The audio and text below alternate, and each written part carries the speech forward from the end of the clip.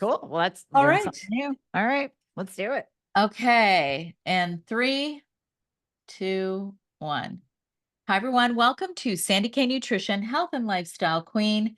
Today with me, I have a special guest. Her name is Dr. Amie Hornaman, and she hosts the top-rated podcast in medicine and alternative health, the Thyroid Fixer, with listeners all over the globe. She is the founder of the Institute for Thyroid and Hormone Optimization, an organization with transformational proven approaches to addressing thyroid dysfunction and supporting people in their returning to full health.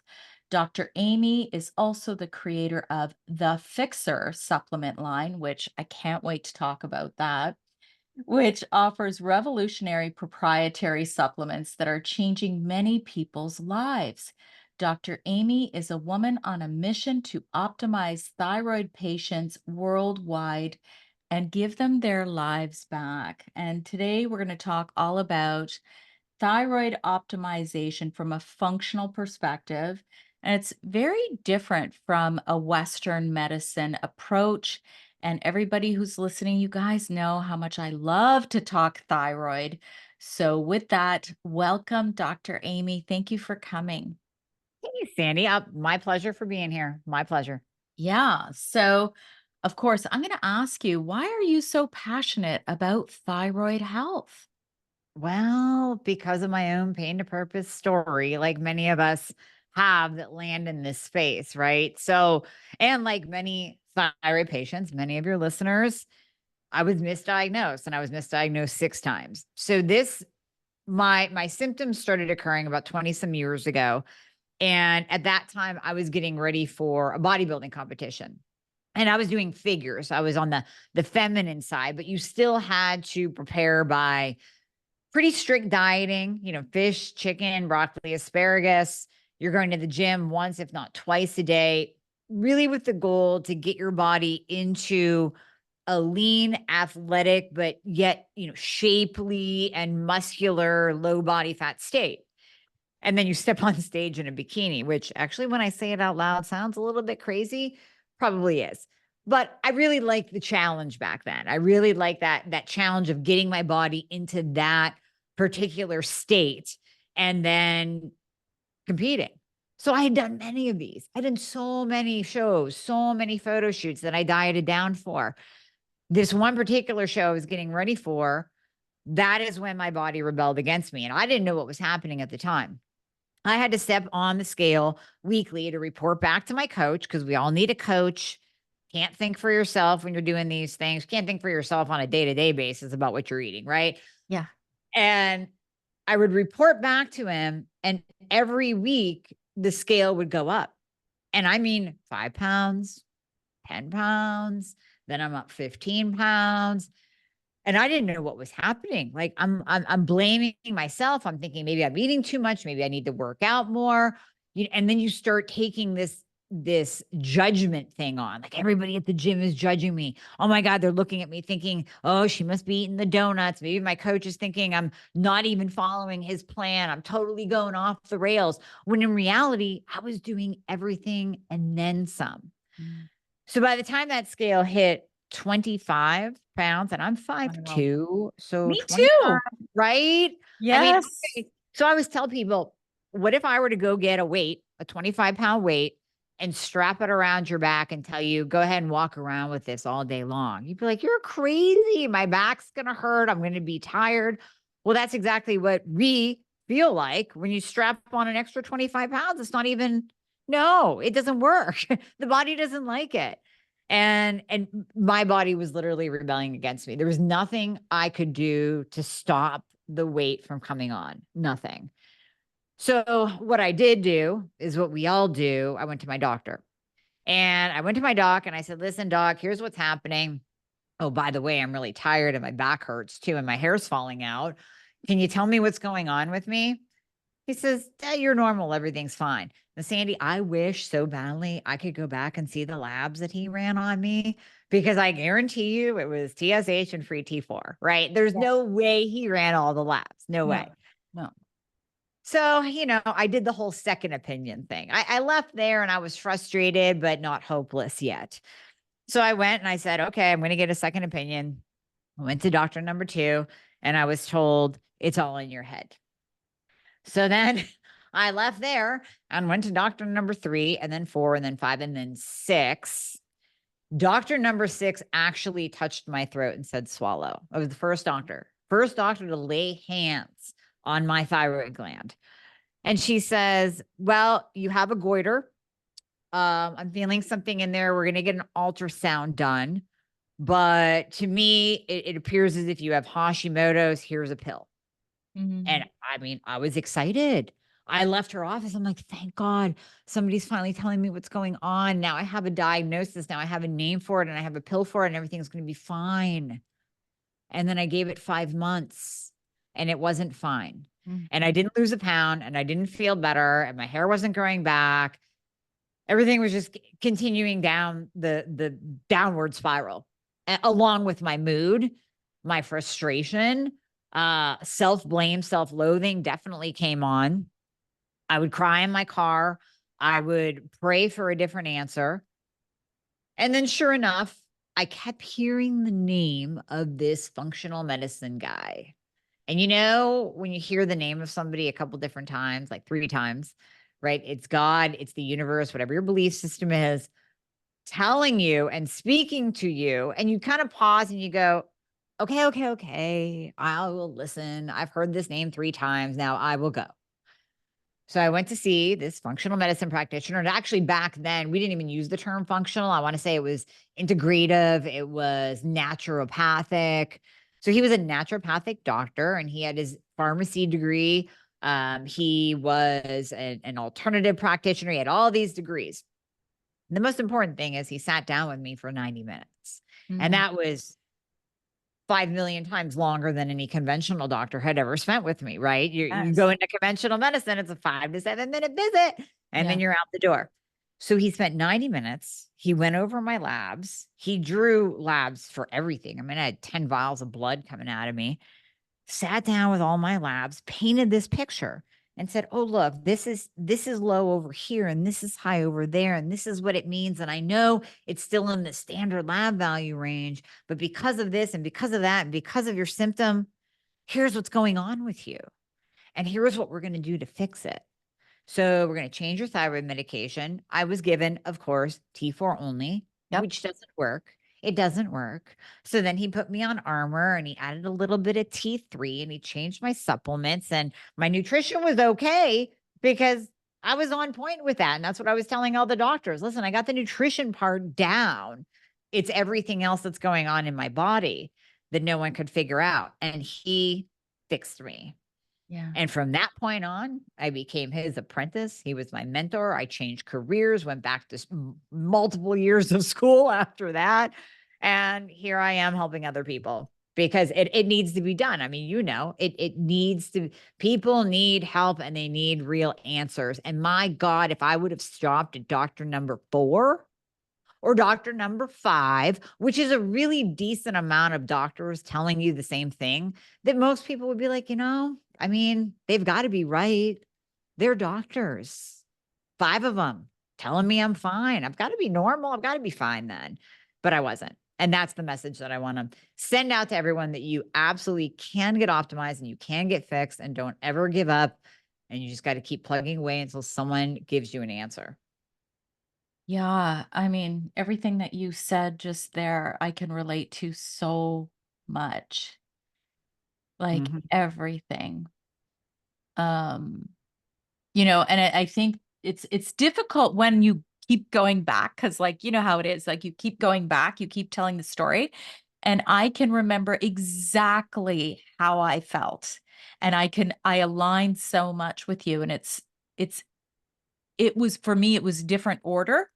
For me, it was after I had my thyroid completely removed and I was told that I would be healthy and normal and fine just by taking that T4 only, and everything would be exactly the same. So I think it's really important to outline, because I don't think people understand. I remember when I was diagnosed with thyroid cancer, this was in 2011, I actually didn't even know how important my thyroid was. I was like, okay, I know it's something in my neck. I think a lot of people don't realize how crucially important this little gland is.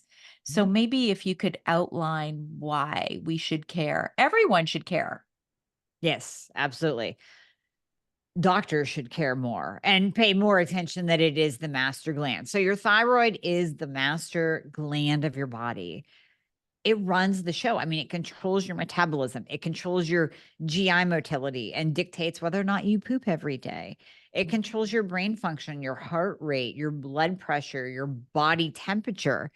It literally controls your entire body. So why wouldn't we focus on it first? Why wouldn't we? But we don't in conventional medicine. Instead, mainly women are hit with hypothyroidism. So I don't want to just rule out the men, but I'll say a woman will go in to her doctor and she'll give the laundry list of symptoms that is hypothyroidism, and she'll get an antidepressant, Yep. a sleeping pill, Yeah. a PPI, a statin. I mean, she'll get all the band-aid, maybe even some birth control. And it doesn't matter if you're menopausal, here's some birth control, right? We'll get every band-aid medication under the sun instead of focusing on the master gland. And I'll just say one other thing. I gave a talk to a group of integrative wellness physicians years ago. And the talk was basically to educate them on the thyroid, because even though they were integrative, they really didn't know the thyroid. They came from conventional medicine, entered into this integrative practice, and they were still learning. So I was in there talking about all the different tests that should be run and the importance of reverse T3. And then I moved over to, why are we in the synthroid box, as I call it, the T4 only box? Why are we in this box? I said, if somebody comes in and they're depressed, you'll give them an antidepressant. If that one doesn't work, you'll give them another one. If that one doesn't work, you'll give them another one. Then you'll stack on an antipsychotic, maybe an anti-anxiety. Let's throw in a benzo and a sleeping pill for this person, but you won't use anything more than one medication for thyroid.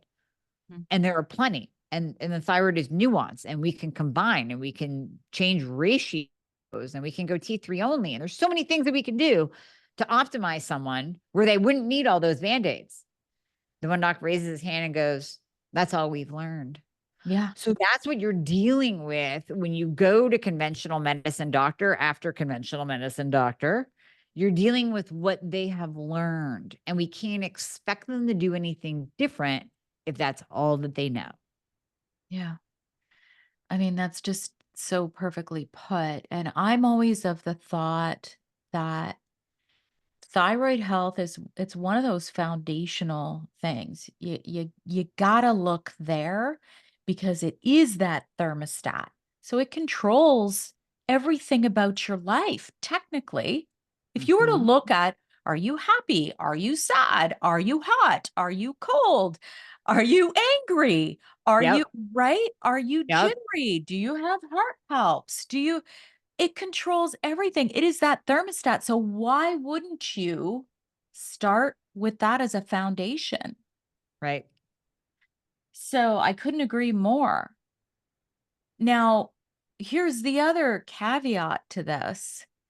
I don't know what it's like where you are, Amy, but here we have this range of zero point 0.4-ish of a TSH to up to 5 sometimes.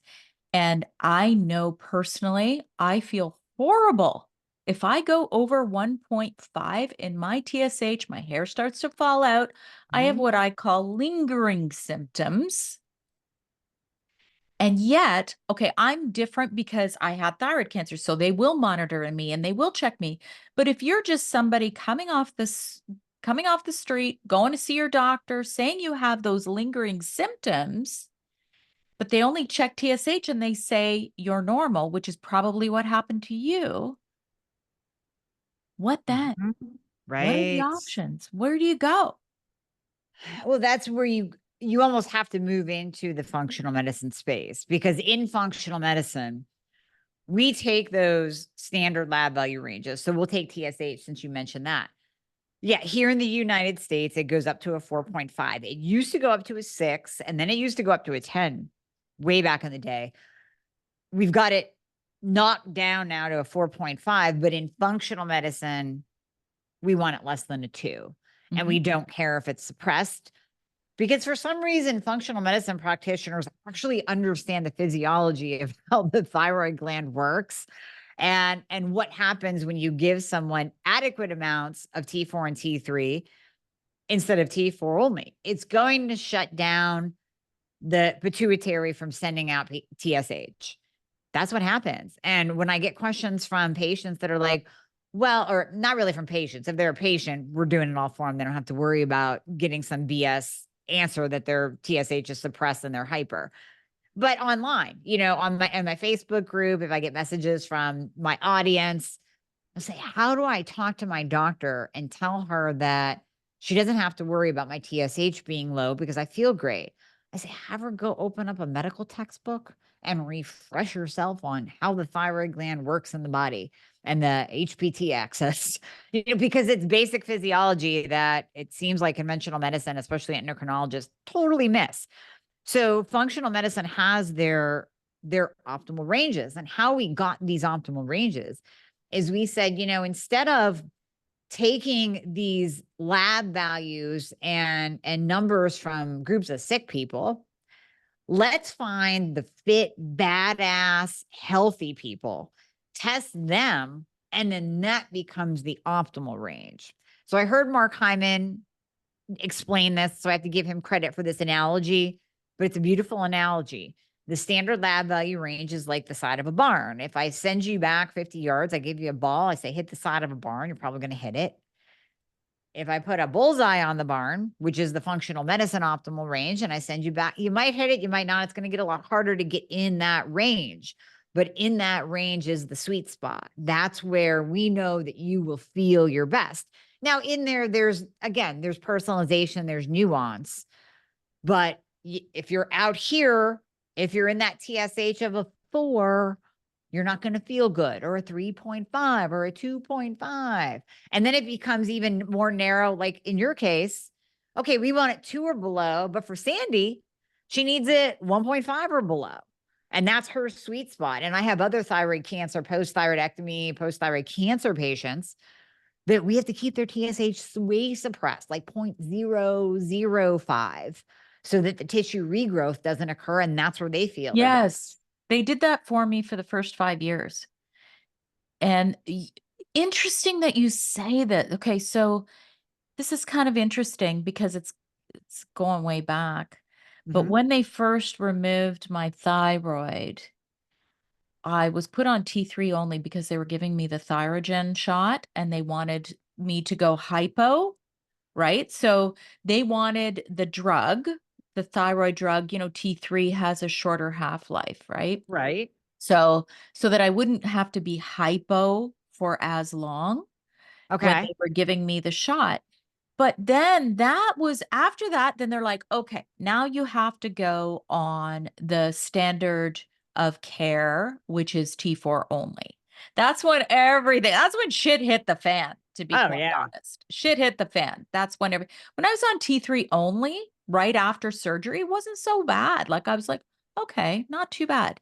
So interesting, because then it was a whole other whatever situation. It's too long to explain. But I was suppressed for 5 years and virtually undetectable. But I did have at the start some, I guess you could say, some tweakments, maybe. I don't know, energetically, my body, because I did have some heart palpitations, I did have some sleep issues. Okay. So, does that make sense to say that maybe if you do remove the gland or ablate the gland, that there may be some adjustments before your body's going to be okay? What do you think of that? Oh, yeah. I've spoken to many patients that have signed on to work with me or my team, and they're almost pre-planning. They're going, okay, I've been diagnosed with thyroid cancer. I'm scheduled to have a thyroidectomy, and then I want to start working with you. And I always tell them, okay, after that thyroidectomy, it's going to appear that you're fine. You are going to be like, why do I need anybody's help? I feel fantastic, because as you know, you get a little bit of a thyroid dump when they remove your thyroid. And for Yeah. some people, it'll last a week. Some people it'll last a month, where their thyroid hormones you're almost in a hyper state. Like it's like this, woo, this rush. And you're like, I'm good. Thank God I got this thing out. I feel great. And then 1 to 4 weeks later, the hypo comes on, and then it's a crash. And then it's, oh my God, I feel so bad. Oh, I'm putting on the weight. I can't even function. I can't even think. I can't open my eyes. I'm so exhausted. My hair is falling out. And it's like a switch flipped, and it's horrible. But that's where we have to catch people in those early stages. Okay, maybe week 1, you don't quite need T3 yet. But as those hormones start to decline and go out of your body or get utilized, basically, now we have to start adding in the thyroid hormone replacement. And honestly, and you'll resonate with this, one of the things that pisses me off to no end is when a doctor, when they remove the thyroid gland or they use radioactive iodine, no more thyroid gland left. Here's T4. Yeah. Now, again, let's break out the textbooks, doctors. The thyroid gland produces what? T4 and, T3. Yeah. So, wait, also the thyroid gland is one of the main conversion areas, the main conversion gland for T4 to T3. Now, you'll still get some conversion in the gut, the liver, the peripheral tissues. We know that. But one of the main glands is the thyroid gland for converting that inactive thyroid hormone to the active thyroid hormone. But we just took it out. And now we're giving T4 only. Does that even make sense? It doesn't even make sense. And it's standard of care. I mean, it blows my mind what the treatment is for post-thyroidectomy patients, let alone those with a thyroid who just aren't getting optimized like myself and given T4 only. But for you guys without a thyroid, my God, to me, it's borderline malpractice, honestly, because they take an oath to do no harm, and you bet your butt that's going to do harm giving someone T4 only that just had a thyroidectomy. Oh, Amie. I mean, we'll probably go there more on your podcast, but there's definitely a downstream effect that will affect anyone's life when they have their thyroid removed. And it's so interesting because you speak with some people and they're like, "Oh yeah, I'm hypothyroid," or "I had my thyroid removed," or "I had this." And they're like, "Yeah, I'm fine." They don't gain weight. They go on the T4 only and they say they're fine. Like, why? Why? Why is it that, I had to have the complete opposite? And then you hear about some people who are like, yeah, it's perfectly fine, normal. Okay, but are they fine? So here's my question, right? So here's a good stat for you to hold on to and use if you haven't heard it. I heard this at A4M. 2% do well on T4 only. 98% need T4 and T3. Here's my argument with the 2%, though. I appreciate those stats because it really kind of drives the point home Yeah. that we need that blend. We need T4 and T3 or T3 only. But of that 2%, can I interview them? Because I'll tell you a story. I sat next to a woman on a plane, and you start talking, what do you do? What do you do? And I tell her, and she goes, "Oh, yeah, I'm on Synthroid. I'm doing just fine." Um, except that she was about 50 pounds overweight Mm. and her hair was super thin. So that's when I pause and I'm like, what is fine? It's the person's perception. And sometimes you're sick for so long that becomes the new norm. You feel like that's how life is. I must just be, getting older. So I'm supposed to not have energy, gain 50 pounds and lose my hair. But that's not the case. And well, that's why you and I are here talking to people about that. But yeah, what is fine? So I wouldn't be That's a good too point. upset because I don't think too many people are fine on T4 only, especially if they don't have a thyroid. That's a very good point because a lot of people ignore symptoms or they make excuses for symptoms, Mm-hmm. right? Like, a big part of when I went back to college was symptomatology. And if you're not really paying attention, and just like what you said, you make excuses. You go, "Oh, I'm getting older. I'm perimenopausal. this is all just normal." So it makes a lot of sense what you're saying. Mm-hmm. Yeah. But, then there's people like us who like I want to be dancing on that dance floor until I'm like in my grave. Like Oh, I yeah. want to be vibrant. I want to feel good. And it's all about that health span and being healthy until I'm not here anymore. That's Right. kind of my plan. Right. So there's some cases that are more complicated. And, I have a lot of conversations mostly with women, and they get really complicated. But what I love is when I hear people educating themselves. So, what about if they're on T4, T3? Their TSH is a little bit suppressed. They're like at a zero point 0.3. Their labs look okay. Their T4 might be a little bit higher. T3 might be free. I'm talking about free. Free T3 might be a little bit lower. And then they got a high reverse T3. So, and Yeah. reverse T3 is not even checked in Canada, by the way, just so you I know. know you guys get screwed with Yeah, that. It's totally. horrible. How do you end up getting it? Don't you end up like self-ordering? Can you self-order?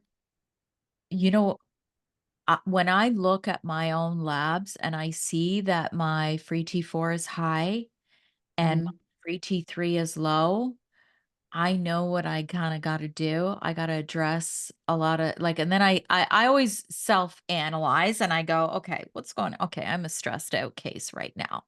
Yeah. We need to figure this out, Sandy. And so that's where I step back and go, I need to practice what I preach. So I kind of know, but in Canada, we don't check it. So, what would somebody do? What would you do with a patient to help them if they still have all of these lingering hypothyroid symptoms? And Mhm. that's kind of what their labs look like. So first things first, I want to drop the T4. I won't keep someone on. Let's say someone comes in and they're on 88 micrograms of T4 and 5 micrograms of T3, which is this itty bitty dose. It's not enough. So automatically, let's drop the T4 and increase the T3 because that's going to give us our quick win. That's going to drop that reverse.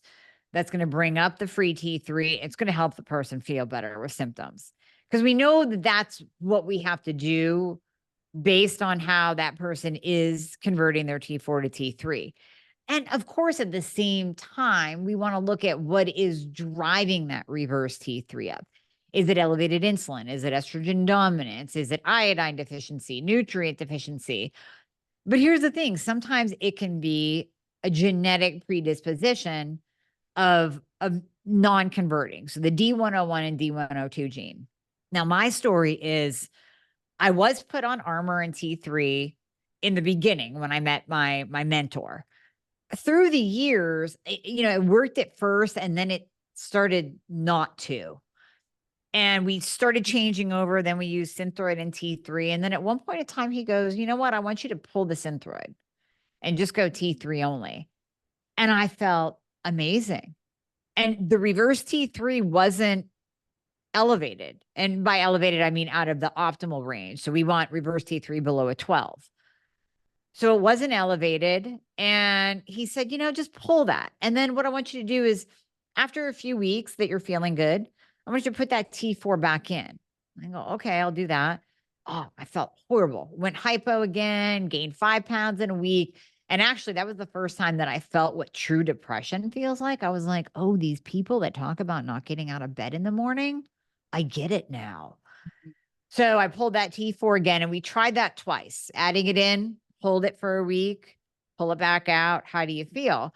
And in doing that trial and error, I found that I am a T3 only candidate. It wasn't until last year, actually, probably 6 months ago, that I finally did a genetic test that has the D101 and D102 marker. I always suspected it because there were no other causes of a reverse T3 and my reverse T3 wasn't even elevated, Mm. but I did well on T3 only. So I got that test done and sure enough, I have like one copy too. I'm not a geneticist. I don't know. But one of my health coaches is. So she explained it for me. And she's like, oh yeah, you have this SNP and that SNP, and that's why you don't convert. That's what I thought all along. So I know I just went down a rabbit hole, but going back to your question, I always change the dose first and then address what are the underlying causes. Because if you just spend time addressing, like, okay, well, let's keep you on this same dose with your elevated reverse T3, and let's work on your insulin resistance, and let's add in the nutrient. And that's great to do. But then the person's going to be 3-4 weeks down the road going, hey, you know what? I still feel like garbage. Can we do something here to make me feel better? So we know that they don't convert well with an elevated reverse T3. Let's change up the dose. I do have to say the thyroid is such a complex organ. And over the last 13 years, I still, when I speak with different people who are experts, I still learn new things. Like, it's like, oh, wow. So, nutrients, Mhm. that's a really important piece to thyroid health. So are toxins, Mhm. right? So let's go through some of the important nutrients that are really the basics. What do you need to have in your diet to have a healthy thyroid? So we know selenium, we know magnesium. Now, on the selenium note, I don't know if you see this with your clients, but so many thyroid patients will read that selenium is good, and then they'll go out and they'll buy something from Walmart and they'll start taking 200 to 300 milligrams or micrograms of selenium every day, and they'll overdo it. And even elevated selenium will push up reverse T3. So then that can become a problem on the other side of the spectrum. But magnesium, selenium, and then this is one that we did not talk about prior to the podcast. So I don't know how you feel about it. Iodine. I am a fan of iodine, and I know the functional community, the integrative community is split 50-50 on pro iodine, on iodine. I'm pro iodine. I interviewed Dr. David Brownstein. I've read his books. He is just beyond knowledgeable in the area of iodine. And there's just too much evidence there for me to tell someone to avoid iodine. Now, we start low and slow. When I use iodine, as I do with all my patients, I'm not going to start you on 25 milligrams. Like, come on, let's start with. I like using a liquid. I like starting off with tiny little drops, because with the liquid you can titrate. And I always tell my patients, listen, you're going to know if you take too much iodine because you're going to feel hyper that day. And don't worry, it'll wear off. You're not going to go into a thyroid storm unless you dose 50 to 100 milligrams every day on yourself. But if you're starting off with like 5 milligrams, maybe working your way up to 10, 12.5, just slowly titrating up that iodine dose. I mean, that's a beautiful thing. It helps lower reverse T3. It helps the thyroid gland produce T4 and T3. And then back to your toxin comment, we know that the three halides that are toxic to the thyroid: fluoride, Mm. stop using the fluoride toothpaste; chlorine, which is in our water supply for sure. So if you can't afford a whole house water filtration system, for goodness sake, get something for your shower to Yes. filter that out. And then bromide, which is so hard to avoid. I got a couch over there with some pillows. I got a rug right there. I'm wearing clothes. I'm sitting on a cloth chair. If you live by a golf course, I mean, if you eat bread, you're exposed to bromide. It's a fire retardant that is actually put in our food supply. So bromide is incredibly toxic to the thyroid as well. Now, what will happen if we're exposed to these toxic halides, which we all are? The receptor site on the cell for iodine can also accept those three toxic halides. So if you don't have enough iodine in your system to attach to that receptor site, what's going to attach to the receptor site? A toxin. So when we have enough iodine in our bodies, that kicks out the toxic halides out of that cell receptor, and the iodine takes its place instead. So iodine is also used as a detox, and rightly so, because it's literally protecting our thyroid against those toxic halides. Yeah, I definitely align more with you. I've heard opposite to this. I've heard Mhm. that, we know that one thing we do know is that too much iodine can exacerbate thyroid. Yeah. Yep. Exactly. I remember so long ago, Amy, I was working with a practitioner and we did an iodine loading protocol. And this was before I went back to college. I'm like, because what happened, I had thyroid cancer Mhm. and I also had a breast tumor at the same time. So I did the Yep. biopsy, the core biopsy, Mhm. and that was 1 month before I had my thyroid removed. So some might say, "Oh, completely unrelatable." I personally know myself, I know my own body, that it was definitely relatable. Mhm. And, I had a practitioner who I was working with at that time, and she would say to paint the Lugol's on the Yep. sore fibrocystic side, because it was a fibroadenoma, it was not cancerous. Yeah.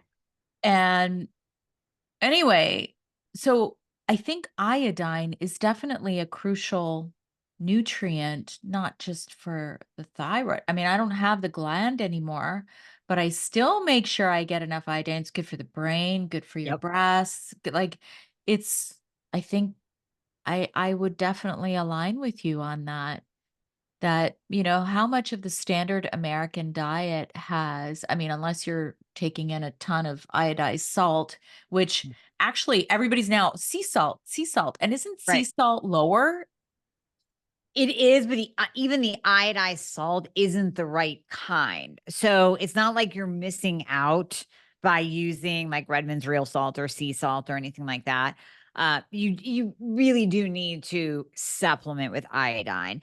When the government started putting iodized salt out to help with goiter, it did help a little bit, but what we're finding in actually studying the what the body needs for iodine, needs potassium iodine, iodide, and to your point about the breast, oh my gosh, fibrocystic breast disease responds so well to Yeah. iodine, as do fibroids, uterine fibroids, hair, all the symptoms of hypothyroidism can be helped. I mean, maybe not eliminated. I don't want to go so far as to say just take iodine and you don't need your thyroid Yeah. medication. No, no, no. But they can definitely help. Like I'll start patients on iodine as we're starting them on that optimization journey in the beginning. And I mean, it's not linear. People will get better and they're like, oh, there's my hypo symptoms again. So giving them that little bit of iodine, sometimes we'll hear within days, like, oh my gosh, I feel like myself again. My brain's lighting up and I have more energy. So just from that alone. So it definitely helps. But to your point, you have to be careful of the dose. So yeah, what happened to you when you did the loading? I forget, I think I got up to like 50 drops, Okay. something, and it was the Lugol's. Yep. Yep. And then, That's and a then, lot. That's a lot yeah, of drops. high. And then, I don't recall feeling anything major either way. Okay. I don't recall feeling anything major either way. And then we kind of went down to just a standardized 10 drops every day. And Right. now at this point in my life, I'm 54 and right in the very, very late stages of perimenopause. Okay. I still take iodine, even though I don't have the gland. I still take it a few times a week in a little bit of water, a couple drops, just to ensure that I don't become deficient. Because I often wonder, like people don't realize how poorly sourced our food is. And even though I'm very cognizant of that and careful, Mhm. I think when people say, "Oh, well, I eat healthy, I don't need supplements," I'm like, you Uh, probably do. yeah. You might be able to get by until you're about 40, 35, 40, and Right. then you're going to see symptoms of something. And now we're seeing younger and younger women and men with issues, right? Like it's getting worse. It's getting worse. It really is. And is it the toxin? I mean, I think it's a combination. It's the increased amount of toxins that we're exposed to, the increased chemicals that we're using. I shared before we jumped on here that now I'm living in Iowa. Now, I live in kind of a wooded zone of Iowa, but I mean, you drive anywhere and you see fields and fields and fields of gold, like corn crops and soybean crops and all of that. And what they spray on those crops is horrendous. I mean, yeah, you have the glyphosate, but then you have a boatload of other chemicals. And I hear the farmers around here talking about their Roundup ready seed, like GMO, Monsanto, all day long. Like that's what you're eating. That's what you're putting in your body. And then we have all the xenoestrogens that women, teens are being exposed to. And then we wonder, why are girls getting their period at the age of 9? Well, yeah, we're actually speeding up their aging process. We're kicking them into puberty early, and that's going to equal a boatload of other diseases down the road because the body wasn't supposed to go into puberty at the age of 9. It's Yeah. the hormones that we're being exposed to in our environment that is causing that. So, yeah, I agree with you. I mean, we're already seeing it now. Way more autoimmune, way more thyroid problems, way more hormonal issues than ever before. And I think it's only going to get worse. Yeah. And allergies, right? Then there's like Mhm. the allergies are insane. Like I remember growing up, I'm like, I never heard of anybody being allergic to peanuts. Like what? And Mhm. my daughter's anaphylactic to peanuts. So um she also had eczema at birth. So all of these things are like telltale signs Yeah. of of these issues. Yeah. So thyroid is especially vulnerable to these toxins. So people will say, "Well, how do I get away from it?" We kind of touched on, I'm always like good, better, best options for food. You do what you can with, the budgets that you have, but it's like, vote with your dollar, you'll get better food, that kind of thing. But Mhm. how do you rid your body? Like you said that you're living I know you're a biohacker, but what do you do to Right. ensure that you're not absorbing all of those toxins all the time? I mean, you do your best. I mean, I'm very, very public and open about not being perfect because I think that's important for our audience to know. And I respect the people like Brian Johnson who have trillions of dollars to spend on biohacking equipment, but most people don't. And most people can't live their life minute to minute thinking about what the next biohacking tool is going to be that Sure. they need to implement. So, will I use iodine? Yes. I have a sauna. Yes. Finally got one this year. So, I use that for detox as well. Do hot yoga in there, just sit in the sauna. Um, Exercise obviously daily just for circulation and all that. And I do my best. Yes, I buy organic fruits and vegetables. We buy a cow from a farmer that says that he doesn't use hormones and whatnot, so I have to take him at his word, whatever. You do your best, but am I 100% perfect? No, no, I'm not. There's certain shampoos that I like that have parabens, but they really do well on my hair. There's a concealer from MAC that I like. I Yeah, mean, yeah. I'm not gonna go crazy trying to protect myself at 100%. If I can hit 80%, that's a win. Oh, you and I are so aligned in that because it's always about the 80-20 rule. And so I actually look at my nails. So I took off my gel nails. You did, I did it. girl. I did it after 6 years of no break. I never had Okay. a break. I wasn't one of those people who I didn't do the tips, but I did the gel overlay, Yeah, on my own yeah. nails. Anyway, I took it off because I looked at my thermography report. I know, it freaked me out, Amy, Did because it? I was like, "Oh my god, my nail beds are red." And then they reported unusual, um, what did they say? Thermogenic activity on my nail beds. I'm like, "Okay, I gotta go take these off." This is my sign, but I was having wrist problems, hand problems, so it all connected to symptoms. Which is Interesting. why I'm always like, everybody's so bioavailably bio individually different. and how it affects you would affect different Mhm. people differently. You get my point. Yep. So I think we should move on to estrogen Mhm. because that's a big topic. And the one thing a lot of people who are listening, they're perimenopausal or menopausal, and they see their thyroid, if they've already had thyroid issues going up and down and all around, or they develop new thyroid issues right around menopause. So, how is the thyroid connected to estrogen? So it has a this way and that way connection, meaning, as we said earlier with reverse T3, you don't want to be in an estrogen dominant state because that could push up reverse T3 and can really have an effect on your body's own production of thyroid hormone. You also don't really want to be in a low estrogen state because now you have symptoms overlapping. This is why I have the whole concept of when I treat patients, I say we do both and, meaning you're not going to come to me and we're just going to do thyroid. We're going to do hormones too. Because if we don't look at hormones, if we don't look at insulin, if we don't look at ferritin, if we don't look at your nutrients, if we don't look at everything, what's the point in just focusing here?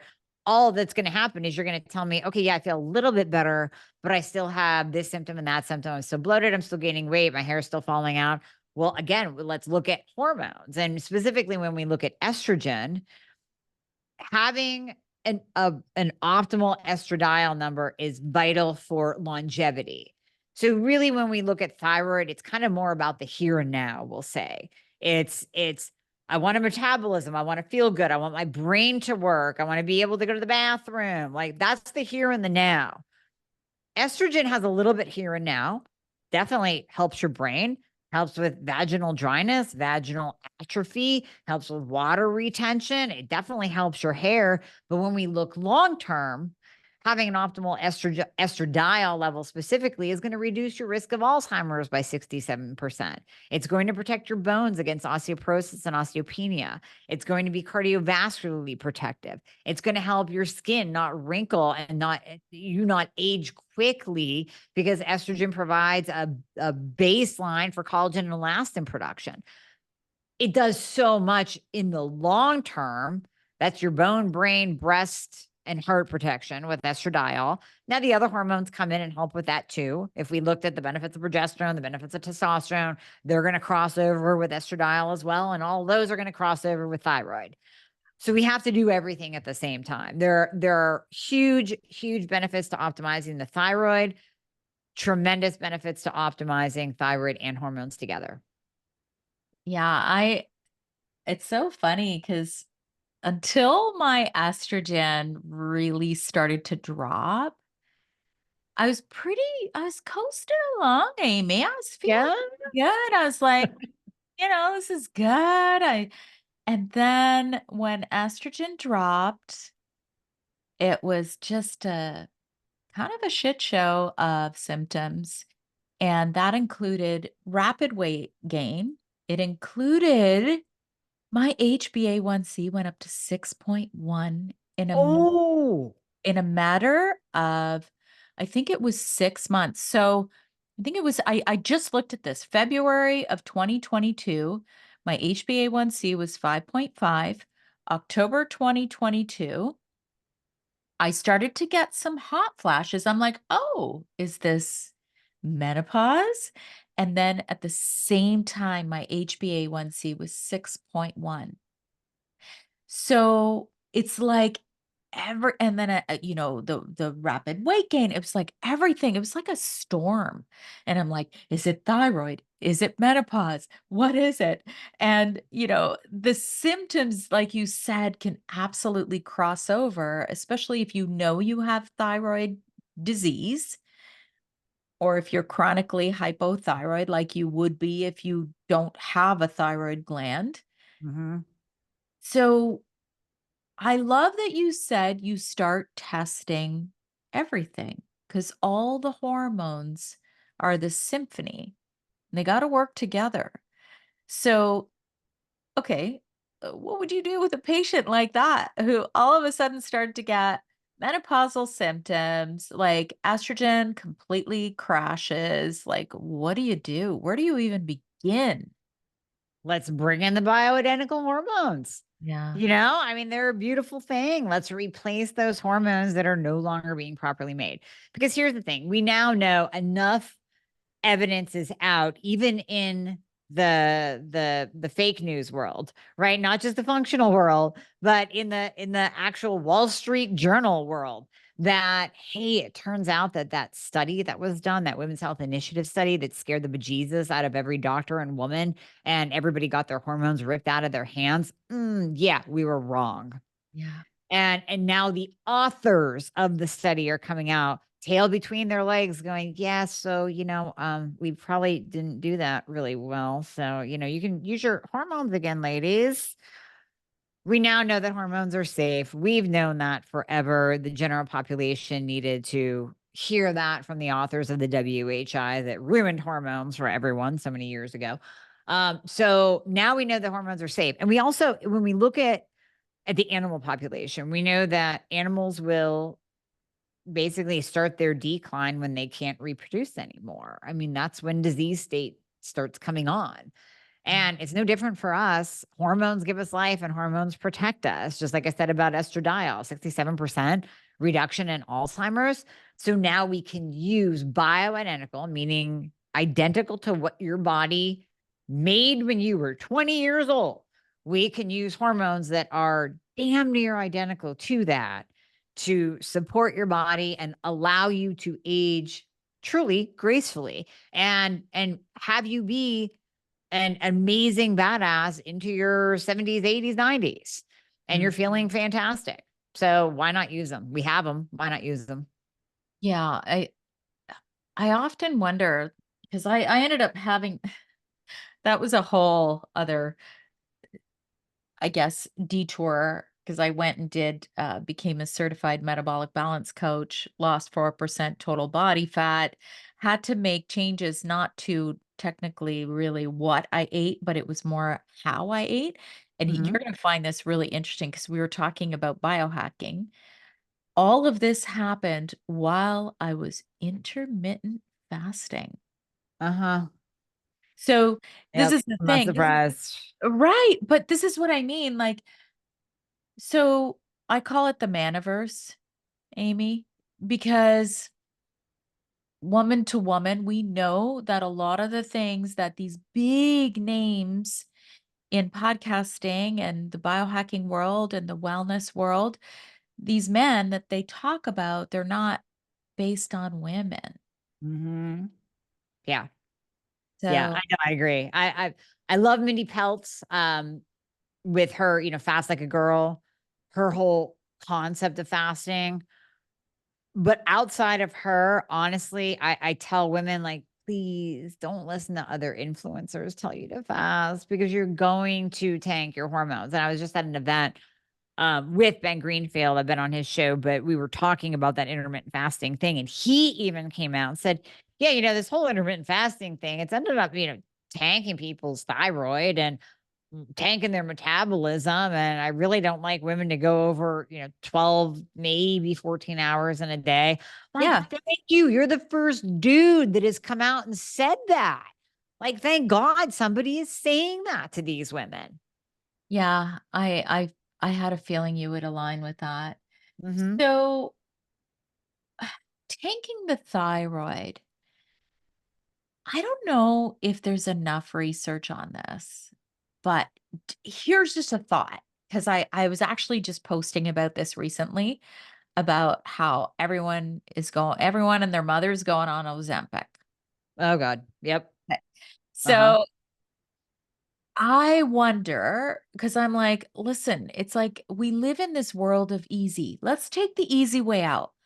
And I'm not saying there's not a place for it. There absolutely is a place for it.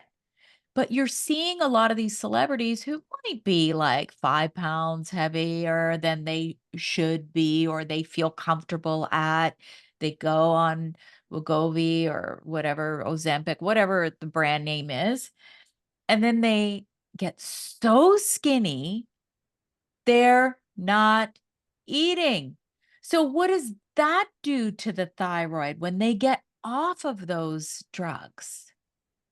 Yeah. So I think, the more we have these drugs in play, and I call them the Beverly Hills soccer mom drug of choice for weight loss, because so many women are abusing it totally. Here's the thing. Here's the side note: is they are amazing medications for those who are obese, who Yeah. have type 2 diabetes, who have maybe even, some of my patients have 50 to 100 pounds to lose, and it's going really slow, or they hit a plateau, and just when we balance out 50 to 100 extra pounds on the body and the detriment that that can do versus the side effects of the weight loss drugs, we'll take the weight loss drugs and we'll go low and slow so we can get that weight off and make them healthier. People who have 10 to 15 pounds to lose that are using this, Yeah. and, we're seeing more and more come out. So now we know it does burn muscle. It burns the fat off of your face. There's such thing as Manjaro face. Yeah. And I played around with it. When it first came out, I experimented because I like experimenting on myself so I can bring it back to my people. Yeah. And I had to get fat put back into my face because I looked like Skeletor. I lost all the fat like right here below my cheeks and I became sunken in.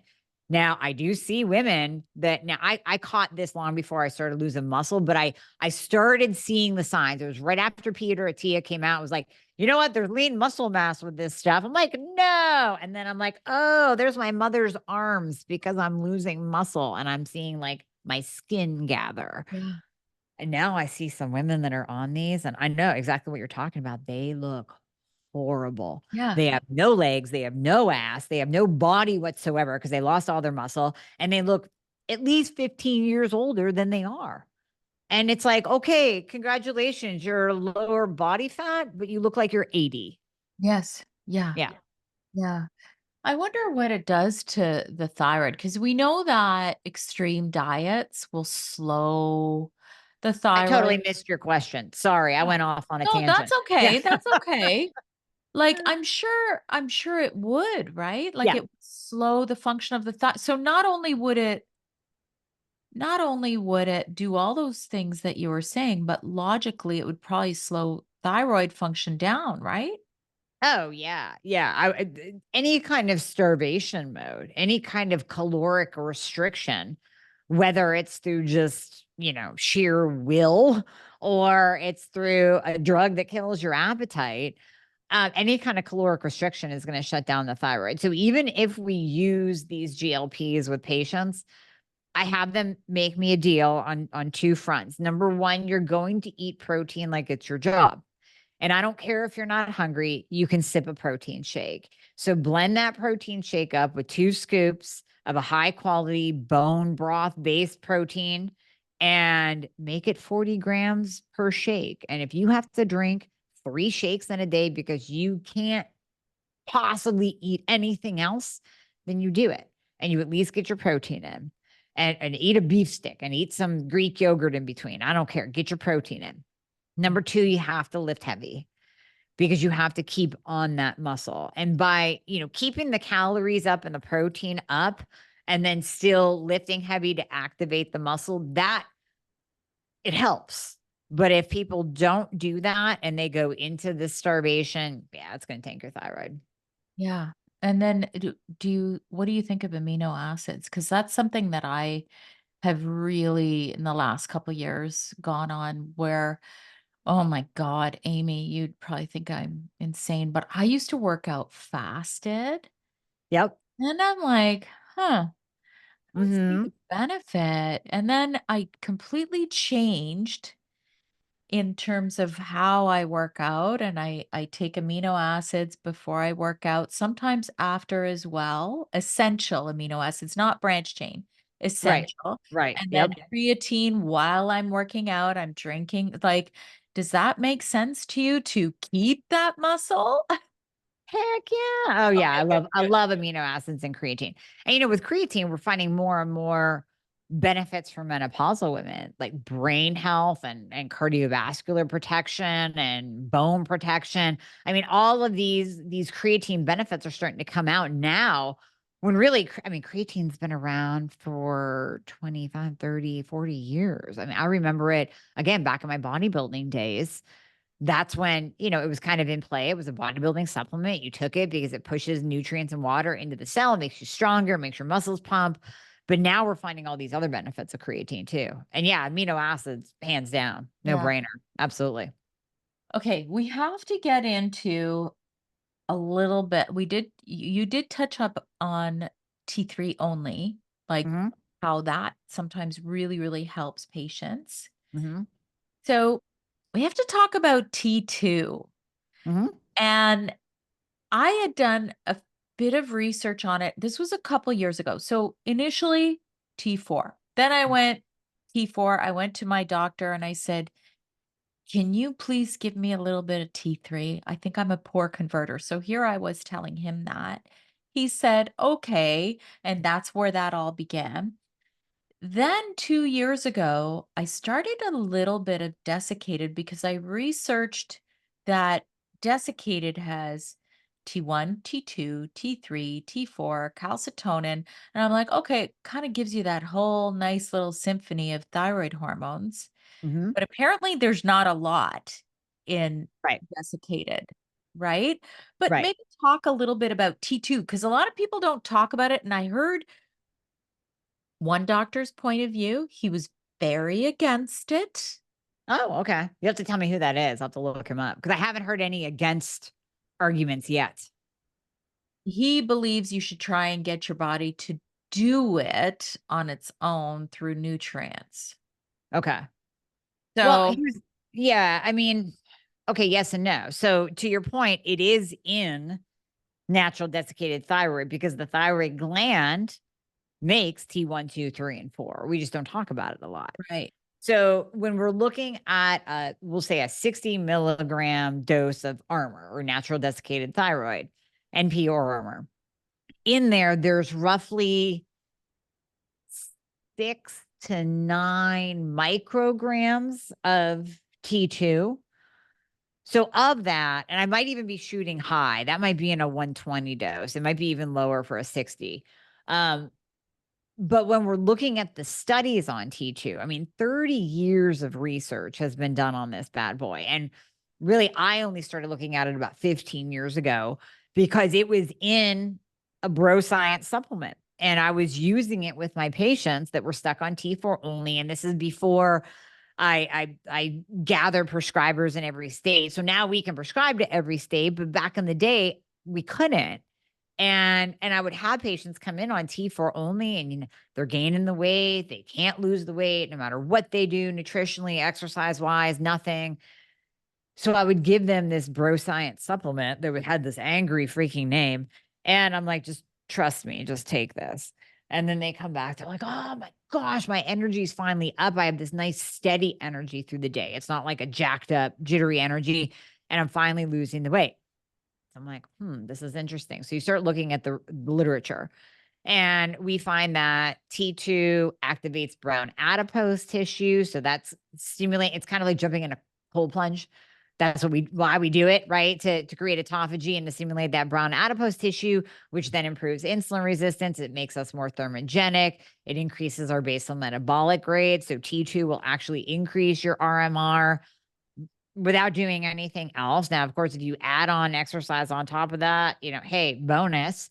It activates ATP production at the mitochondria level. And really the most important thing with T2 is that it can be taken by anyone, thyroid problem or not. So those who are stuck on T4 only, my God, yeah, take it because it's going to give you something. And T2 can become T3 by attaching an iodine atom to it. So it can become T3. It's not going to readily become T3. So you're not going to take T2 and take your free T3 level from a 2.5 to a 3.5. Like that's not going to happen. But you might get a little bit of a boost, a little bit more of T3 in your body from the T2. But it doesn't matter because it's not working on the thyroid gland itself. So it doesn't have that negative feedback loop of shutting down your own thyroid production when you take it. So that's why average people who don't have a thyroid problem can take it if they just need to lose weight. or feel better and have more energy. And thyroid patients can take it too if they need to lose weight because they're not quite optimized and they want to have more energy. So it works in both populations. And I'll say one other thing about it, back to the burning fat versus burning muscle. Here's the thing with T3. It's beautiful. I love it. I'm T3 only, like I shared, but it doesn't differentiate burning fat versus muscle. It's going to burn both. Now, I mean, again, eat enough protein, lift heavy enough. I don't notice that I'm losing muscle or anything like that. But when you look at bodybuilders, they were the OGs of biohacking, because I got to tell you, we were trying everything on ourselves long before it came into the biohacking world, like peptides, SARMs, growth hormone, GHRP, all of it we were doing first. So when it comes to losing body fat, bodybuilders would take T3. They would abuse it, whether they had a thyroid problem or not. And I was watching an interview with one of these pro trainers, and he goes, I don't let my athletes use T3 because they're going to lose muscle. And then they're going to come out the other side of this show with a thyroid problem because of the negative feedback loop. And now they're going to need thyroid medication. Because I use T2 because it only burns body fat. It leaves their muscle alone and it doesn't create a thyroid problem. I was like, yay, good job, dude. Thank you for putting that out there, because I've been using it with my ladies too. And it's been a miracle. So finally, 15 years later, I formulated it myself and put it in a non-angry bro science product. So now it's in my Thyroid Fixer and my Metabolism Fixer. But the big question I get from people is, can I take it if I don't have a thyroid problem? I'm like, yeah, absolutely you can. That's the beauty of it. Ooh, so I, I I'm careful about what may potentially affect my medications. Mm-hmm. Yep. And I did do some research that it shouldn't affect Mm-mm. No. No, medication. it should not. No, because it does not have a thyromimetic effect. It also doesn't have a cardiovascular effect. So, when you start taking T3, there are some people that are really sensitive to it. I mean, Yeah. you give them 2.5 or 5 micrograms and they're like, oh, my heart, it's pounding, it's racing. Uh, T2 doesn't have the cardiovascular effect. So that's another way to, sometimes if I do have somebody that's really sensitive to T3, let's ease into it. Let's use T2 for a while. Let's get you some quick wins, a little bit more energy, some weight loss. And then, let's check your adrenals, check your ferritin, let's check your gut, let's check all those things that are making you really sensitive to T3. And we'll try to add T3 in down the road. But this is a beautiful adjunct therapy for those who can't tolerate T3 as well. Okay, I'm gonna have to talk to you more about this offline, because I'm like, I because I've had so many extremes with how I feel. You get Mm-hmm. jaded, right? Like, you're like, "Oh god, like, do I wanna go?" I've even gone through a compounded stage where I was doing a customized compounding, and they were using a pine extract for time release, and I'm allergic to pine. Oh, I ended up going really, really hypo. Anyway, I've had my share, Amy, yeah. of symptoms, but this to me sounds extremely intriguing, because it's almost like when you're doing everything else and you go, "What haven't I done?" That's Mm-hmm. the one thing I haven't done right there, the Yep. T2. So that Yep. might be somewhere I need to go. Now So, I have a random crazy idea, and you can edit this out if you don't want to do it. But what if we kept going and made this a joint podcast with 2 parts?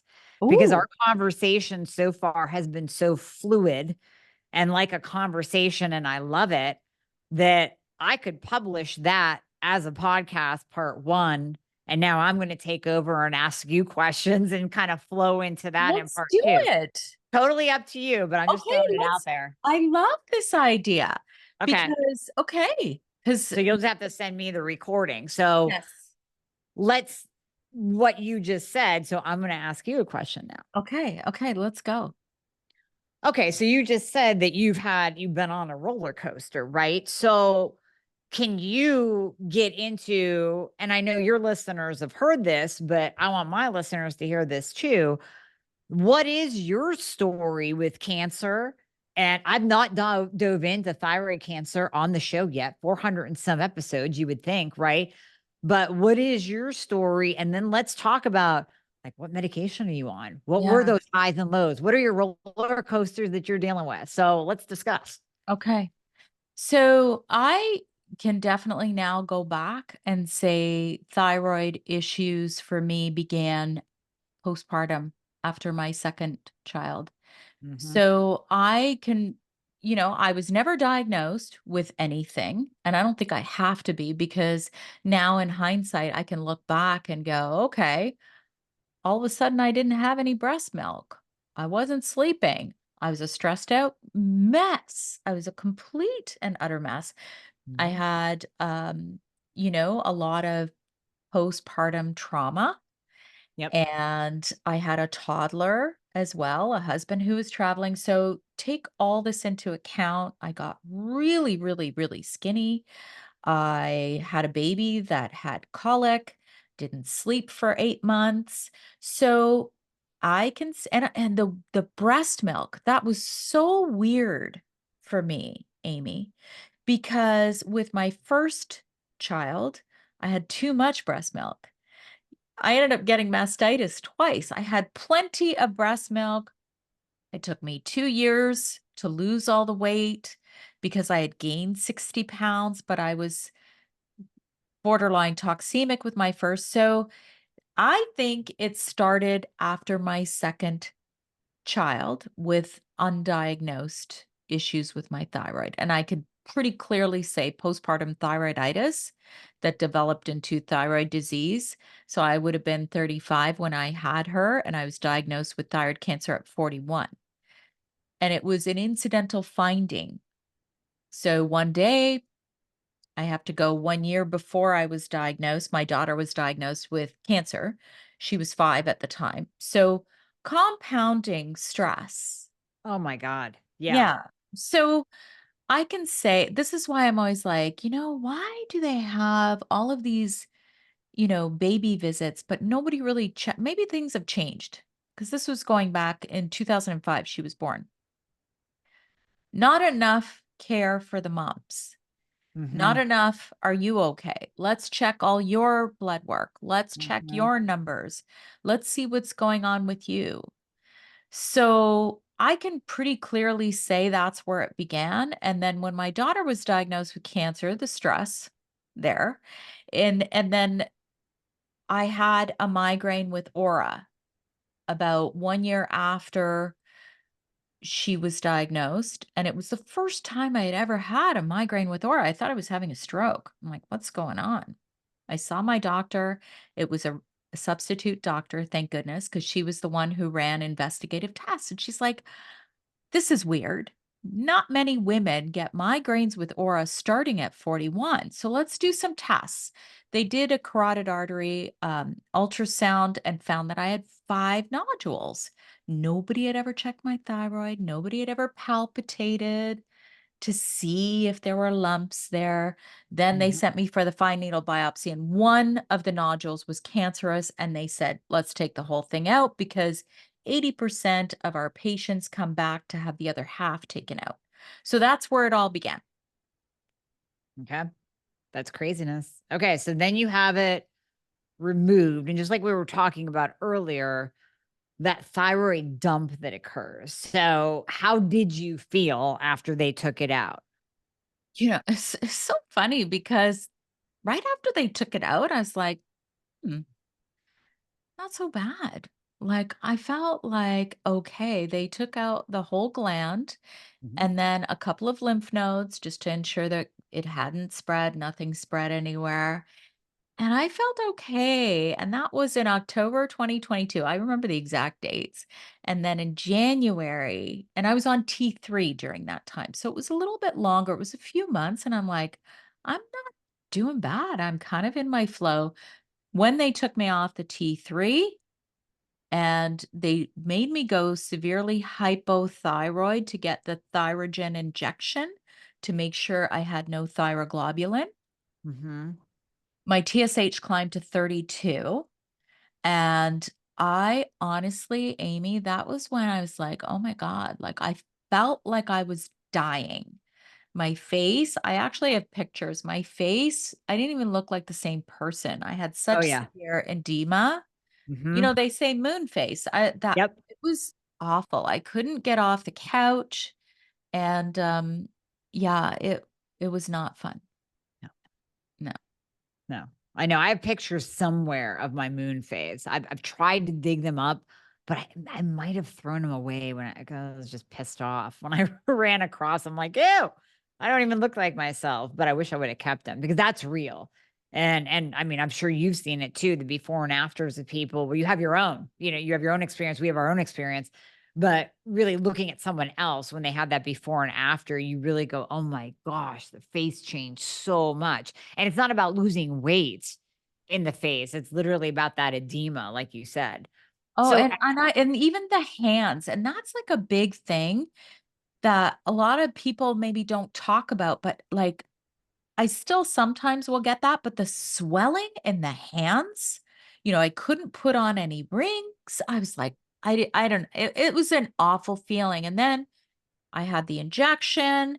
Then they're like, okay, now you go on T4. And that's where a whole other slew of problems began, where everything slowed down. And it's that Mhm, whole conversion thing that we were talking about, where I literally um, had infections that mhm, wouldn't heal. And I I don't know. I'm writing about it in my book because I am writing a second book. It's almost like this, I don't know, Amy, it's like a shame. Like, what's wrong with you? yeah, And then I was sent to a gastroenterologist. I was put on a proton pump inhibitor. I of was course. told I have too much acid in my stomach, and it was a high dose. And then they told me I had Barrett's esophagus. So it was this snowball effect again of health issues where I'm like, what's going on? Like, I was okay on T3 only, but this all happened while I was on T4 only. Yeah, yeah. So then what? I mean, this is like a suspense story. So you're on T4 only. You're going hypo again. Here's all the symptoms. Yeah. What what's next? So then they started doing scopes. I had multiple scopes. I started seeing a naturopath doctor. I started to do IV because I'm like, okay, I got to go a different route because I was exhausted. My Mhm, hair was falling out. I mean, these are all things that I know that you would have heard many times over. But it was the whole gut component that really threw me for a loop because when started seeing a naturopathic doctor and I said, he's like, you can't be on these proton pump inhibitors for a long time because it's going to hurt you in the long run. So he tried to wean me off. I did everything. I went gluten free for 2 years. I quit coffee for 6 months. We thought that the component was diet related. I completely overhauled my diet. This is all before I went back to college. And we went off the proton pump inhibitor for a year. I went back to have a scope, and she said, well, now you have Barrett's esophagus. So now, not only did you have thyroid cancer, you're at risk for esophageal cancer. So I went back on the proton pump inhibitor. That was when I started reading Stop the Thyroid Madness. Maybe you've heard of that. oh, yeah, yeah, Yeah. classic. Mhm, And I started researching. That's when I went back to my endocrinologist, said, you need to give me some T3. Like, I mhm. read about this. I'm a poor converter. This is what's wrong with me. This will help the infections. Because the fact is, and I've never spoken about this publicly, I had been bleeding for over a year. Um, Oh, yeah, but wow. it was fissures. Okay. And it just started happening where and it was scary. I'm like, in all honesty, like, do you swear on your podcast? Yeah. Go ahead. I was like, "What the fuck? Is this my Yeah. destiny? Am I gonna die of anal cancer like Farrah Fawcett? Is this what everyone's gonna remember me for?" Like, this Ah, is what I thought was happening, Amy. And right. so it was, and as much as Western medicine does good in their part, I felt like I was harmed. I felt like this was really doing me harm because why on earth would they think that just because I have infections and bleeding and I was slow to healing, that this was because I had too much stomach acid? Like, are you kidding me? It set me on this pace of I just needed to learn more.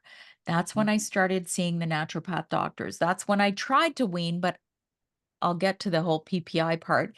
And I did all this stuff and repaired a lot of inflammation.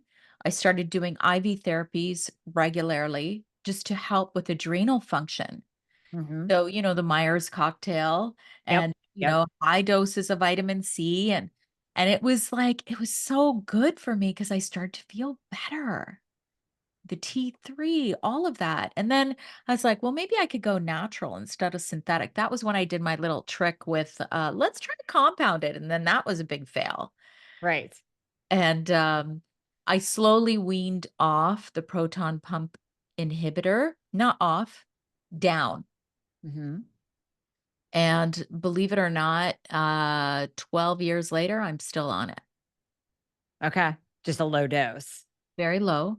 Okay. So what I was initially on like 60 milligrams, like it was one and a half of, it was called Tecta. I can't remember which one it was. And it was very high. And then when I had my follow-up scope, she's like, "Oh, looks like the inflammation is really gone down now." So I'm like, "But I thought you said I had Barrett's esophagus." So I was very confused because I didn't think that that was reversible. Right. I mean, we hear that it's not. So, have you tried using like betaine hydrochloric I acid, I take it digest, every day. all the things, Yeah. right? Yeah. So Okay. I've done all that. I've tried bitters because then, Yep. to continue with the story, I went back to college when I was 46. Mhm. So now I'm 54. So I went back to the Canadian School of Natural Nutrition, got my diploma in holistic nutrition. And I'm like, I got to help other people now. Right. But the whole thing with the PPI, it's actually, I'm still looking for a geneticist, somebody because I carry some weird genes, thyroid genes. I also carry a gene for CF, cystic fibrosis. Mhm. And I know that GERD and chronic heartburn, by the way, I didn't have heartburn until I tried to wean off the With the PPI. BI. That's Uh-huh. the crazy thing. So Right. I wasn't put on the PPI for heartburn. I was put on it because I had fissures and I was bleeding. And they said, and by the way, it never helped. It was when I went on the T3 that things started to heal and things started Oh, to actually repair in my body. interesting. Okay. Okay. So I have done everything in relation to diet, nutrition. Still to this day, I take betaine hydrochloric acid, pretty high dose, like 1,500 milligrams with every protein meal. I Mhm. also take a digestive enzyme. And I think that's the only way I didn't become anemic in my 40s Mhm. because I was also estrogen dominant. I had the high, I had a lot of blood clots and heavy periods. I had all of that, Amy. Right. So I think I hacked my own digestion. That's beautiful. Well, I'll connect you with my health coach that's an epigenetic human performance coach, by far the best with genetics that I've ever run into, ever. Yeah. So we'll figure out what's going on with you there. We'll Yeah. figure that It's been 12 years, Amie. It would be out. nice to find a solution to finally I'm on the smallest dose now. I'm on, what is it, 20 milligrams of over the counter Nexium now. Okay. And then So, what's your dose of thyroid then? What are you on right now? so I am on two different doses of Synthroid. I think is it 125 and 112? Mhm. 5 days a week, I take the higher dose. Weekends, I take the lower dose. Mhm. I take 15 milligrams, or is it Like, micrograms of 3? desiccated. Oh, so that'd be milligrams of the desiccated. Yep. And then I take 2.5 micrograms of Cytomel twice a day. And it's so funny talking to my endocrinologist. He's like, I do not have any patients. I have one other patient, only one that he gives T3 to, but no other patient that's on such a complex mix. But it's like, it's my mix. It makes me feel good. And I'm good with managing. Obviously, I take handfuls of supplements. I can manage my medications, no problem. So it's a good Yeah. mix. It's custom, very custom. It's very custom, but that is the thyroid. Like we talked about earlier, it's nuance, it's personalized. You have to figure out what is going to work for your body. And then I'm sure all the things that you're doing too. So what is your go into your kind of personal repertoire with supplements? Now you don't have to go through all of them because I know we have boatloads of supplements in our house, you and I. Yeah. So, what are your main supplements that you like to focus on, and what do you do for your body, like biohacking, nutrition? Let's kind of break that down. So I found that, like I was explaining in the first part, in 2022, I don't like labels, but if somebody wanted to label me, they could say I was insulin resistant. Okay. Yep. It was for a very short time. As soon as I saw it, I caught it. So I eat 3 meals a day, Hmm. 5 hours apart, Amie. I do not snack. Hmm. And the only time that I find my weight creeps back up again is if I develop a new habit. So last year, I started having a no sugar matcha every day, Hmm. and I gained 4 pounds just like that because it was like another freaking meal. And then I'm like, holy shit, this is why I'm gaining weight. Then I stopped that. That kind of put me off track. Otherwise, I've been able to maintain. I do take a glucose stabilizer. So I've been using it's out of Sweden. It's called Sigrid, and it's a silica nanoparticle. Oh, Yeah, and that's they've interesting. they've actually done white papers on it, in comparison to metformin. Hmm. Highly effective. So I do that, and then my estrogen can kinda play games with me right now in the sense that my estrogen completely tanked recently, and I put on 4 pounds just like that again. Yeah. So I'm like, "Okay, here we go again." It's like, with hormones, it's just like what you were saying in the first part. It's always about the mix of all of it together. So even though my thyroid might have been functioning okay, what was going on with my other stuff? So I do not ever snack anymore. And Hmm. that's how I manage my weight. And I eat 3 meals. I start with protein. I Yep. know there's other glucose experts that say start with your veg. Nope, no, it's No. protein. Protein is just such a good, and it's such a good foundation. It's like a buffer for Hmm. when I eat. So I'll even, like, I'll have dessert, I'll have whatever, but I will not have it 2 hours later because that's me calling on insulin once again to say, "Hey, come lower my glucose." And then I run into problems. So I found that this is extremely helpful, and maybe it's helpful for other thyroid patients who have trouble weight loss, like, we were saying, listening to all these people who say fast and fast. I'm like, no, technically, I'll do an overnight fast of 12 hours, but I don't do more than that. Right. And then Right. supplements, oh my God, I take a lot. All right, wait, we'll stay on the nutrition because the more we talk, the more I'm saying the same thing in my head, like, oh my God, we're so aligned. Like we're so aligned in so many things. So on the nutrition piece, and I love that you're doing the 3 meals a day. I love that you do protein first. That's yes, I'm in total agreement with that. How much protein are you taking in? And because you were insulin resistant, what are you doing with your carbohydrates, and what do you like to do with your clients that you see, like, listen, you're insulin resistant? And of course, we don't know if it's the thyroid causing the insulin resistance. Like in your case, you were eating great, but here's the insulin resistance popping up. Oh, here it is. Is it the thyroid that's off and it just is dysregulating someone's insulin left and right? Or is it that they're legitimately eating too many processed carbohydrates and sugars? So what do you do with yourself and then with your clients in that realm?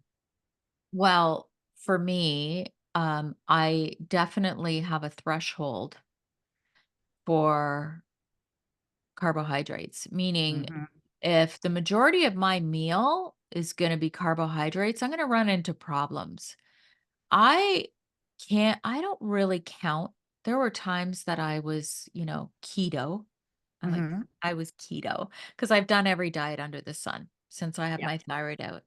And keto was one of them. And I think it put me in a really bad headspace with counting, Mhm. macros. Right. And so I will try to have 25 grams of protein with each meal. Mhm. And then if I am having a workout day, so I'm very cognizant of what's going on with my stress levels and how much I work out.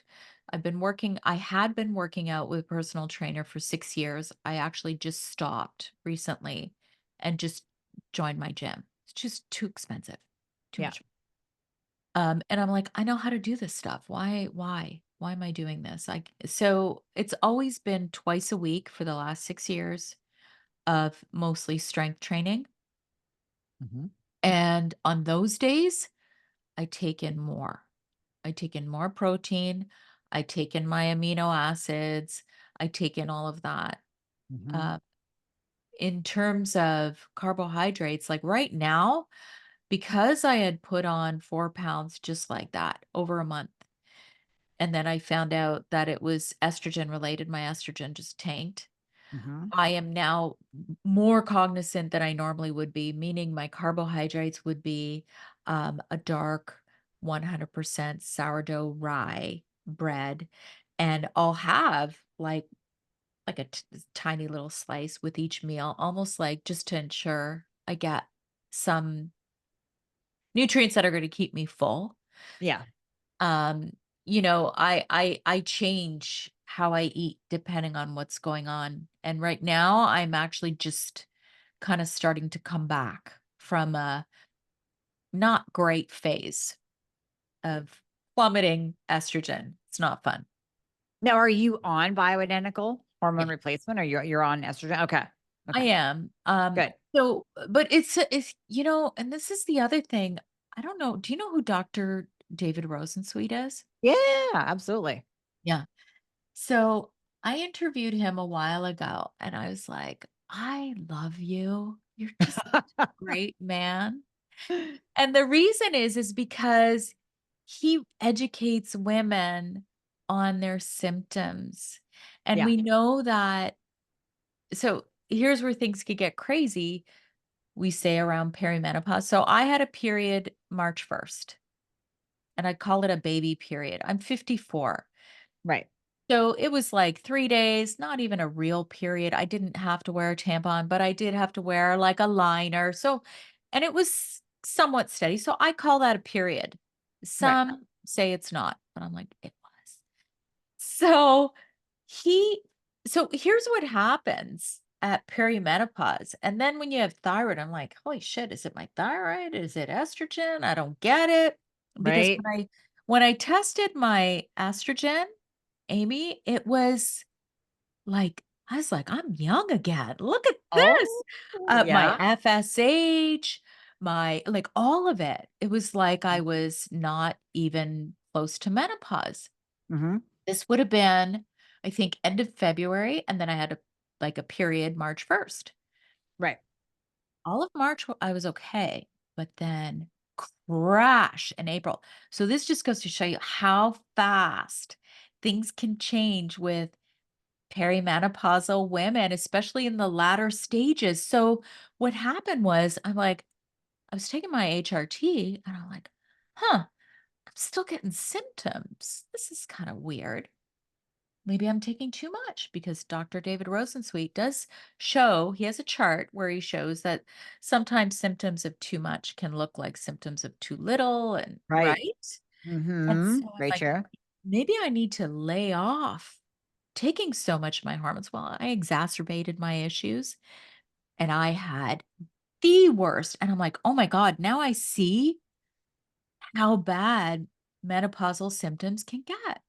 So in April, I had all of it, the depression, the weight gain, the inability to sleep, the hot flashes. Like I had all of it, not just a little bit of hot flushing, you know, which is when I started HRT. I had just a little bit of hot flushes. I'm like, oh, okay, I'll be fine. This was not good.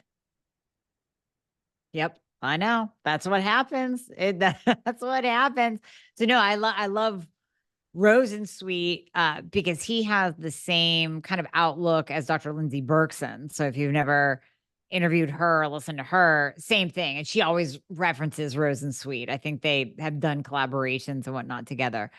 So okay, so what did you do then? Did you change your dose of estradiol and then the symptoms went away, or where are you at now with your hormones? So I actually, my doctor went on mat leave. So I found a new practitioner here in Canada. It's not that easy to find. So let me make that clear. If any Mhm. Canadians are listening, there is a place called Science and Humans that's relatively newer. They do bioidentical hormones, and all they do is longevity, menopause, andropause. That's it. Okay. Yeah. They're in Canada. So I saw them, had blood work, found out that in fact it was definitely not too high. It was like crashed. And they doubled my dose of progesterone and estrogen. And so, that I'm just starting to come back, to be honest. Okay. It's only been a couple weeks and I'm just starting to come back from that crash, because women can crash. I felt the crash, Amy.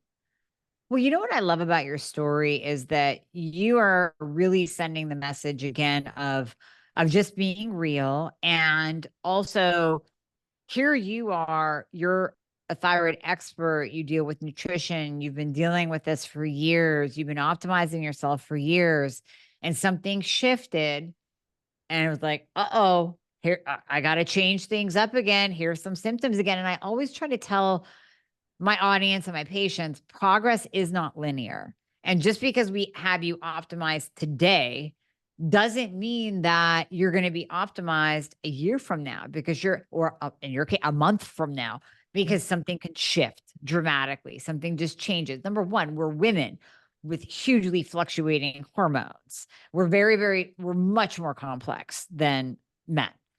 And then we just have life that occurs. And, to your point earlier, are you exposed to toxins? Or do you have an underlying infection that got kicked up, a viral load that shifted your body? Or is it just, something happened? We don't know what surged your estrogen to where you're like, "Ooh, all my numbers are like I'm youthful again. And I just had a cycle and I feel great," to literally coming down the other side and into a deep dark hole. Sometimes you don't know, but I think your story is important for listeners to hear, that it's not always linear. And it doesn't mean that everything you've ever done is now shit canned. Everything you've done has built the foundation so that now, I would suspect, you will come back to your normal self, your normal optimized self much more quickly than, let's say, 2 years ago. I agree. And then, I always say it's not like you climb a mountain, you reach that peak of optimized health, and then you never have to do anything again. It's like Right. we're constantly changing and we get a whole new body. What is it? Every decade, a whole new body? And Mhm. so of course we're going to always change. Yeah. And we have to be able to be flexible enough to change with it, but also to identify it. Mhm. So the thing is, even in end of when was it? Mid-April, both my kids moved back home. It was a lot of stress, a lot of rejigging, a lot of stuff going on, and finding kind of that new normal, that's gonna be stressful. Mhm. So, that kind of stuff, when even life changes are gonna affect you. We're not robots, and that's the other thing I loved about Dr. Rosensweet. He doesn't treat patients like they're robots. Everybody's so unique. Yeah. Yeah. Everyone is unique, and that's the thing. I mean, that's what you and I try to get out that message to the world is you can't do a cookie cutter anything. There's no cookie cutter nutrition plan, there's no cookie cutter supplement plan, there's no cookie cutter thyroid optimization or hormone optimization plan. Everyone is so unique. So, talk to me, what do you like to do with your clients with supplements? So, kind of go into what are your keystone supplements that you take every day? What do you bring in and out? And what do you like to do when you're working with people? So, to be clear, I haven't worked with clients in a year because I'm focusing on my podcast. And So, yourself. So yeah, that's not that's not yeah, bad. yeah, Right. yeah, yeah. And writing, I just finished my Essential Thyroid Guide, and I'm writing, I call it my book, and it's called, the working title is Bridging the Gap Between Science and Soul, because I do believe that not everything can be explained by science, but science is important. So, I'm a little bit, you're going to laugh, I'm a little bit country, I'm a little bit rock and roll, I'm a Right? little bit about the woo, I'm a little bit about the science. I'm a little bit about both. And, Love it. when it comes to supplementation, I'll tell you this story. This is a really interesting story. I had one client and she was a vegetarian.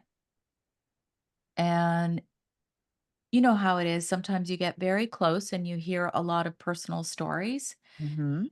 And she was at a breaking point in her life where, she wasn't sure on where to go. Let's just say she Yeah. wasn't sure on where she was going in her life. Mhm. And when I did symptomatology with her, I had a questionnaire. I looked at everything and I'm like, oh my God, girl, you are so low in methylated B vitamins, B complex Mhm. specifically. Okay. And this is one of the foundations that I love for clients. Only because when you're under stress, when you're not eating well, when you are having a diet where you are eliminating food groups, you are probably not optimized in your B complex, because B complex is water soluble, in and out. It's Right. in and out. It's in fast, it's out fast. Mhm. And even with my kids, I'm like, if there's anything that you're going to take when you're away at university, take a B complex, but methylated. So I'm sure you've seen people will go to whatever drugstore, buy something off the shelf, and they'll buy cyanocobalamin, which is Yep. made from cyanide. And it's like, okay, well, not all people, depends on your genetics, but it can do a lot of harm. So B complex is one of those staples. And while I don't I have a really opposing view on different probiotics. I do not believe, and this is going so against the grain, Amy, but I do not believe in soil based probiotics. I'm and cool with that. you I'm are? aligned. Yeah, So I'm aligned. so here's the thing. I look at this and I'm like, my parents were farmers. Mhm. Okay. We are talking as old school as it gets. Grew up in old Croatia, farming, or they did everything the old way. Mhm. And so I like to emulate, if I can. I live in Toronto, so it's hard, but I like to emulate how they ate. So eating with the seasons. Yep. And sure, you get a little bit of spore-based probiotics, but through inhalation, through maybe what's left over in the food. I just don't know if I resonate with taking mounds and mounds of soil-based probiotics. However, I do feel that taking a daily multi-strain, human strain probiotic Mhm. can kind of keep those bacteria at bay. But, if you do the research, they don't proliferate, right? So they're transient. So it's almost like it's kind of keeping everything okay, but it's Mhm. not like it's creating a perfect environment. So I'm always like, when you take a human strain, it's good for you. But, there are some that I am doing so much studies on. Like I'm starting to take L-reuteri. Have you heard a lot about L-reuteri? I've heard of it, but go deeper. I don't know enough about it to speak on it. So L-reuteri has a lot. Do you know, you must know Dr. William Davis. He's the Wheat Belly. He Yeah. created the Wheat Belly series. So I interviewed him about a year ago, and he talks a lot about making your own L-reuteri. People don't realize how beneficial it is and how it can actually create a better environment. I actually tried to make my own L-reuteri yogurt. It was a bit of Yeah. a fail. So now I'm just taking it. Just And take it. I It's easy. just ate it. And, but it can do a lot of beneficial things for brain health, for just overall digestion, and, like people who are anxious, people who have other issues. So, and even for weight loss, for metabolism, it's just Mhm. one of those strains. And then I've been, taking Akkermansia, but I I was do just believe. gonna ask you about that. Okay. So Yes. that's so there's a gut test that's out now. Have you heard of it? It's called Vitatract or Vitract, something like that. Vitract?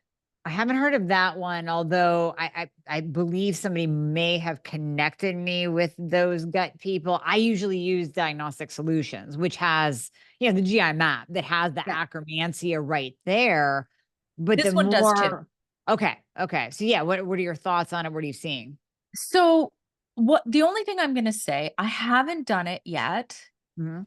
but they do say I'm gonna say I feel it's more hype on this whole connection to like, oh, it's gonna work like a GLP-1, like Mhm. I don't see it. Okay. I don't Yeah, I'm see it. diving into that research now, just trying to weed through it all. There's a lot of studies out there. Well, I don't know. I'm kinda living proof in that, like, I've been taking it for 2 months steady because 'cause I'm testing it. Like, just like you know how you Mhm. like to test things? I do too. I test Yeah. things. And, like, I don't see anything, but I got a lot of other stuff going on too right now, so maybe I'm not, it's not the perfect environment for me to say it doesn't work, but I don't see it. I'm just taking it because they do say having akkermansia just is a beneficial environment for your gut microbiome. So that's what that's why I'm doing it. And I'm only going to do 3 months. I'm only going to pulse it because too much is also not good either. Mhm. Right. Right. So I have a couple different thoughts for you. Number one, I want to send you Metabolism Fixer because that has the T2 in it and it has suppressa in it, which suppresses the appetite. I want you to stack that with the Akkermansia and see if that bundle doesn't affect your appetite. And obviously, we don't want it to be like a weight loss drug, like we talked about. We don't want it crushing your appetite to where you're not going to eat your protein, you're not going to want to eat. That's bad. But I think if it takes the edge off, that'll be an interesting experiment. My second question to you is, because you deal so much with metabolism. I mean, you just said that you got you did a special training or got your degree in metabolic disorders, correct? I am a certified metabolic balance coach. Okay, that's So, amazing. So with that, are you noticing any tie-in with acromantia lowering insulin resistance and improving metabolic disease? ooh, I don't know. I I Okay. I couldn't tell you. That'll be I your don't job know. is to dive into that dive into Yeah, that because research and then pair it with Metabolism Fixer. Yeah. so interesting because, I do find I have my mom's like this too. She has a higher HbA1c, but hers started much later. It Mm, started after 75. And so for me, that's everything's starting like early, right? Like I feel like I don't know. I do feel like not having the gland puts you at a little bit of a disadvantage. It's kind of like people who don't have a gallbladder. They kind of have mhm. to be a little bit careful about the fat that they eat. Yeah. My husband doesn't have a gallbladder. So Mhm, for him, I'm always giving him ox bile. So by the way, that's another big supplement for people who are listening. If you don't have a gallbladder, or if you're eating a high fat food and you get that gallbladder pain, you mhm. can like if you know you have gallstones, taking ox bile, so important. Yeah, So important. so important. And you can get higher doses. There is a company, but I don't know if they're in the US. They're called Vitazan. They have a higher dose of ox bile, which is really good for my husband. He never Mhm, has issues if he has a higher fat food. mhm, Now, back to the whole metabolism thing. I have since I had my thyroid out, so from age 41 to 54, I have had variances of 25 pounds up and mhm. down, up and Yep. down. And so for me, I'm always looking for what can I do that's going to keep me the most stable without doing something extreme. That's Right. why I went and I did the program and became a metabolic balance coach because it's very sensible where you're eating a variety of foods, which is something I believe that we need to eat a variety of foods because Mhm. that's good for our microbiome, right? Right. And it's kept me the most stable that I've been since I had my thyroid out. Oh, that's beautiful. Isn't stability a wonderful place to be? Where you're not gaining weight looking sideways at a brownie. That's what I always say. Like that's how I was before I was optimized. I'm sure that's how you were Yeah. before you came into this stabilization place. But anybody who has had thyroid problems would know that this is very emotional for me, and I'm sure you would feel this too, where you wake up at 3 in the morning and go, "Holy shit, I'm gaining weight again." Yeah. Oh yeah. Yeah. Yes. Like, and Mhm. you're like, "What do I do now? I've done this diet. I've done keto. I've done this." And you try everything and you wonder, and then I went to Sedona in 2022 and I call her my spiritual hypnotist. And I sat with her for 2 hours and we worked on clearing limiting beliefs, which is something that I'm a big believer in, right? Mhm. Because Yes. what do they say? They say, "Oh, once you lose your thyroid, you're going to get fat. Once you hit menopause, you're going to get fat. Everything's going to go downhill." And so I left Sedona with this little box and it had a crystal on it, and I wrote this after I saw her, and it was my mantra that I worked on with her, and it said, "I am thin and I am healthy." And that was in August 2022, and then, October was when I had the high HbA1c, the weight was just going up. Yep. Then I decided to finish my certification to become a metabolic balance coach, started November 1st, lost 4% total body fat by December 2022. So what I'm saying is it's not like she magically waved a wand and said, "Okay, now you're gonna be thin and healthy." But it's like she set me on that trajectory to try and clear some of those limiting beliefs that were there.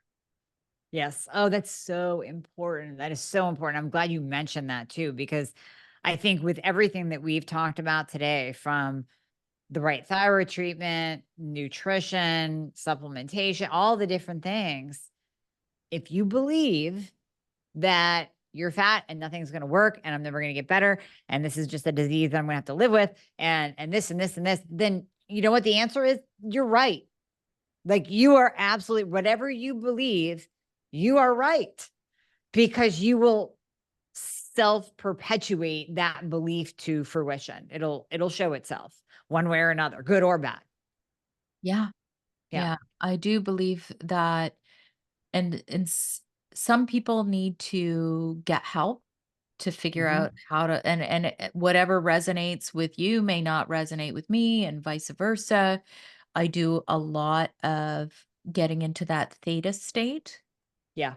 and visualizing, because I feel I'm that kind of person that I have to, because I can be my own worst enemy, where I get into that spiral. Just like I said, you wake up at 3 in the morning and you're like, oh my God, I just keep, and then the Yeah. scale just keeps going up, up, up. And I'm like, I'm 5'2" like you.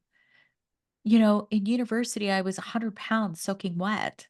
Like, I'm a Right. little person.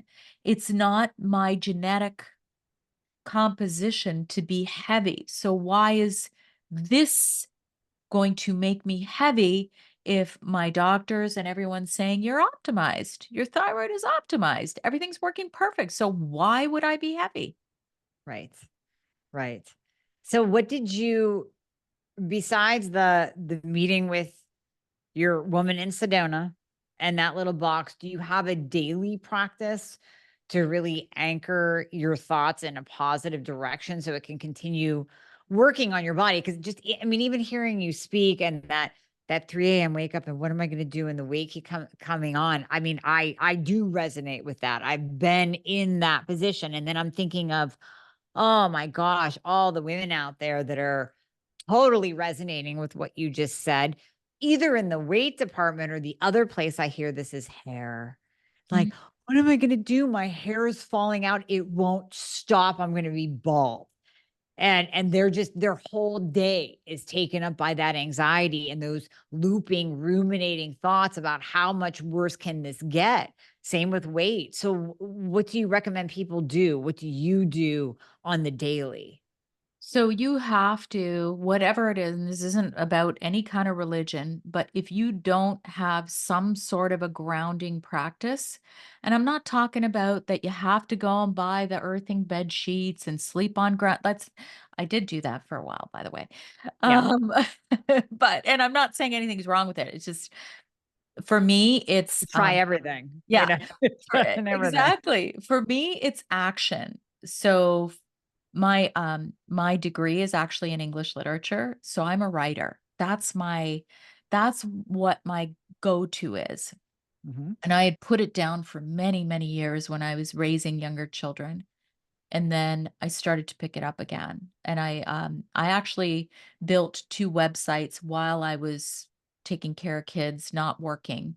And one of them was for advocacy for the type of tumor that my daughter had, and one of them was for thyroid. These are so, like, old. I did this in my 40s, but the writing was extremely therapeutic for me.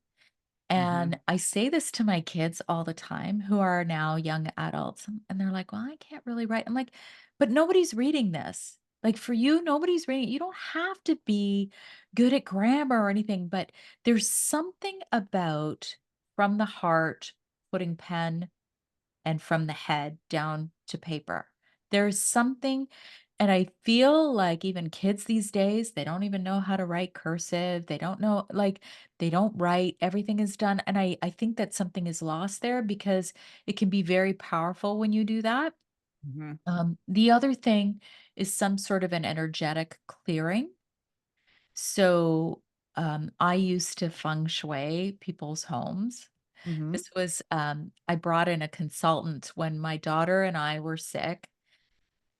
I was like, okay, is there bad energy in my house? Like, what's going on? Like, is this, is my house cursed? So bringing in some sort of a clearing practice. So I still to this day feng shui my home, my whole home, according to the annual flying stars. This might be out there for some people, but it's not that hard. There's a lot of help there. And I use, like sage, I think is almost overused. It's become so like almost commercialized. Mhm. So I just burn a little bit of incense every morning just to kind of clear the space, Mhm. clearing your space. I walk my dog every single day and I purposely do not walk on the sidewalks. We go in the trails, we go in the forest. Do not put on your headphones. Take those headphones off. Pay attention to what signs are there because often those little signs can give you hope Mm. for a change or for something different. Like I feel like we just deflect every day. We Yeah. deflect and then look for an easy way. Mind you, there are some easy things that I do do. I do brain tap or Yep. Newcom Yep. almost daily, but that helps get my brain there, which I need a little bit of help. That gets Yeah. me into that theta state. So It those does. are some practices that I feel are extremely powerful for anyone who's looking for a change and you're grasping at straws and trying everything just like the earthing bed sheets. I mean, I shouldn't say that because for some people it works. It Yeah. does, but it just Yeah. didn't for me. But just saying. Yeah, exactly. No, I love all of that. And actually, you just hit me between the eyes with a statement. So I am going to promise you that I will change that.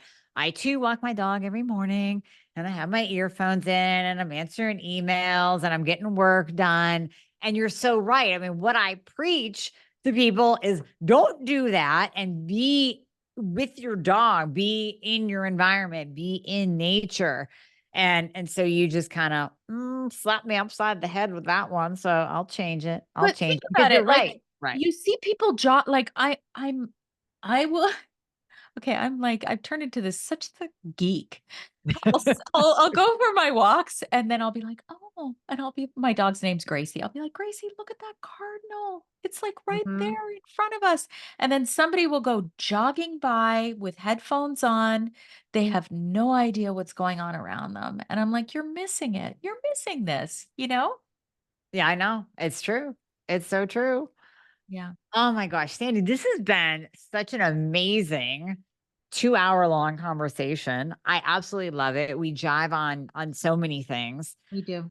I mean, we could probably keep going, but we both have to wrap it up and get on with our day. So for my audience, can you tell them where they can find you? And we're also going to put in you had mentioned this earlier about the I'm trying to find it here. Wait, where did it go? The Essential Thyroid Guide. Yeah, it's on Amazon. So we're going to put that link into the show notes for both the United States and Canada. I love that you wrote this. I love that you wrote an Essential Thyroid Guide. So many people need it. So can you tell people where they can find you? And then we'll put that link in the show notes as well. Yes, it's just Sandy K Nutrition everywhere. Anywhere you do social media, just look for Sandy K Nutrition. I'm on TikTok, Facebook, Instagram, um, Rumble, YouTube. Mhm. I'm trying a Substack as Mhm. well, but I'm finding that it's taking away from what I really want to do, which is finish my book. And the Essential Thyroid Guide, the reason I wrote it is because when I started to do my research, I didn't really want this 250-page clinical book. I wanted the Coles notes to get me started, which is why I wrote this because it gives you the Coles notes. It's Yeah. not going deep in a clinical sense on things that some people don't want. If you want that, get a clinical book and learn about it. The Right. Essential Thyroid Guide is just simply what do I need to know as the basics? Because people don't even realize, like what we were talking about, that toxins, could be a major factor in thyroid health. Yep. So that's why I wrote that. But yes, I'm Sandy K Nutrition everywhere. That makes it so easy. Beautiful. So easy. So easy. Yeah. Yeah. And then for your people to kind of close out your podcast. So since this is a joint podcast, Oh yes, yes, yes. yeah, no, I mean, And where can we find you? where can we find you? So I couldn't get Dr. Amie everywhere. That's actually what I wanted. So Instagram is at Dr. Amie Hornaman. And then Facebook, we have a Facebook group called Girl Fix Your Thyroid. Anybody can join it. And in there, you can post your questions, you can post your labs. I'm in there answering. For the people that are like, this is what I'm on and these are my labs and I feel like garbage. What should I do? Or I haven't been diagnosed yet. These are my labs. What should I do? Do I have a problem? I don't know. My doctors keep telling me I'm normal. So we do have that Facebook group. And that's where I like to shuttle people because that's a great place to kind of get to know me. And then I can help you free of charge in that group. And then you can figure out what your next step is. So definitely Instagram, Facebook, YouTube, and then the Thyroid Fixer podcast, of course, that you are on, that we are joint recording right now. Yes. Okay. Perfect. Thank you so much. I loved chatting with you. You know what we need to do? We need to do a second parter on thyroid and longevity. I don't know. I've been digging Yeah. deep on the research on that. And man, like it might not be sexy as a topic for longevity and health span, but I think we can make it sexy. It's important. It's important because I would love to hear your research on thyroid and longevity and how that is connected. I mean, regenerative longevity, I mean, those are the buzzwords these days. So people are interested for sure. So Yeah, let's do that. we will. We will. All right. Thank you so much, Amie. And thank you, Sandy. I've loved this. This has been Yeah. so much fun. Yeah. Thanks. Okay. I hit stop there.